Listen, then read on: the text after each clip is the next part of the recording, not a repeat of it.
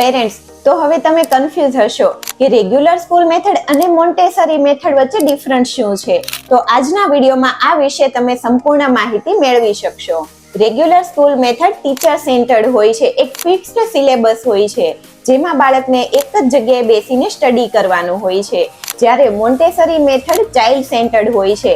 બાળક પૂરા ક્લાસમાં ઘૂમીને પોતાની એક્ટિવિટી, મનગમતી એક્ટિવિટી ચૂઝ કરી શકે છે અને ટીચર્સ તેને ઓબ્ઝર્વ કરીને એમાં ઇમ્પ્રુવમેન્ટ લાવી શકે છે. રેગ્યુલર સ્કૂલ મેથડમાં તમને સ્લાઇડ્સ, સીસો જેવા ઇક્વિપમેન્ટ જોવા મળશે, જ્યારે મોન્ટેસરી મેથડમાં વુડનથી બનેલા બધા સેન્સોરિયલ ઇક્વિપમેન્ટ હોય છે. રેગ્યુલર સ્કૂલ મેથડમાં એકદમ એન્ઝિયસ એન્વાયરમેન્ટ હોય છે બીકોઝ તેમાં એક્ઝામનો કોન્સેપ્ટ છે, જ્યારે મોન્ટેસરી મેથડમાં એક્ઝામ નથી હોતી, ઓનલી ઓબ્ઝર્વેશન હોય છે. મોન્ટેસરી મેથડમાં ઇન્ડિવિજ્યુઅલ બાળક તેની રુચિ પ્રમાણે શીખે છે.